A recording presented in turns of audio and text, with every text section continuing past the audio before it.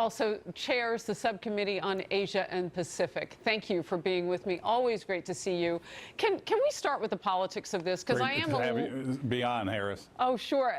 I am a little confused, you know, how you take a look at what unfolded inside the Oval Office today, and you see it as Menendez did from New Jersey, Senator, so differently from what was actually happening.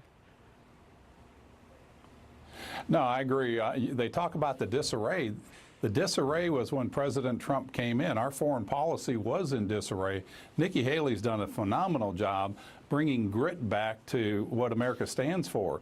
And like she said, you know, we've got respect around the world. They may not like what we do, but they know what we mean. When we say something, we mean what we say, and we follow through on that. And I think that's a testament to her and her leadership there and President Trump for appointing her. So when you look at Ambassador Haley saying the words today that America is respected again on the world stage, what gaps have been filled? I mean, you know the North Korea portion of this so well with your subcommittee. What have she and the president been able to do that wasn't done before?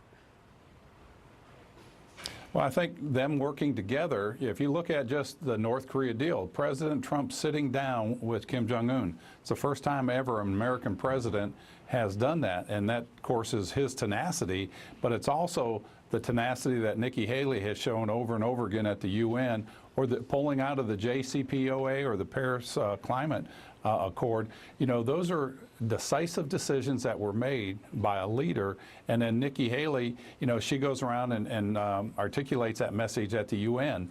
And I can tell you firsthand, traveling around the Asia-Pacific region, the difference in tone in this administration versus the previous administration, especially if you look in the Asia-Pacific theater, and they talk about the strategic patience that President Obama moved and leadership from behind. We've moved away from that, and they know that, and they appreciate it. You know, Congressman, the big question that I had just in terms of the timing, so she'll exit January 2019.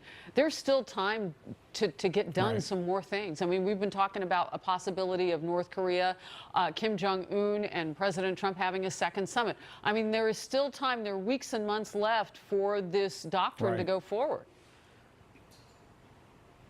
It is, and I think we're doing it step by step. Secretary Pompeo had just been over to meet with Kim Jong-un and to meet with Xi Jinping or Wang Yi, their ambassador.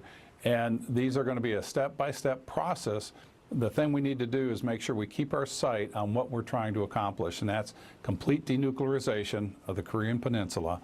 And if we get all parties on board, i.e. China and Russia, to hold true on those sanctions, this will happen a lot easier and a lot smoother, and it'll get over a lot faster.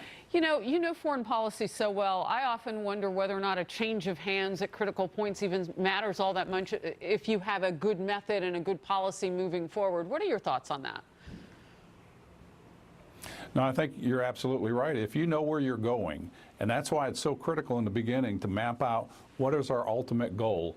And if you do that, you get the buy-in from the sides, you negotiate. That's what makes it palatable for people if you have these things laid out. And that's why it's so strategically important to define what is the goal there. What does denuclearization mean to the United States? What's it mean to North Korea, South Korea, and other partners? And then what is verification? You know, we don't want to make the steps that the last 3 administrations have done with North Korea, and certainly not the terrible deal that the previous administration did with Iran, that we had to pull out, and now we have to, you know, backtrack a little bit to get that corrected. And so if you have known what you want to accomplish, it's a lot easier. Yeah, the country owes a debt of gratitude to the leadership of Nikki Haley, from what you're saying, because all that you just described has been accomplished in about 24 months. That's pretty impressive. Congressman Yoho, thank you very much. Good to see you. Thank you. Have a great day. You too. All right, reaction now from the other side of the political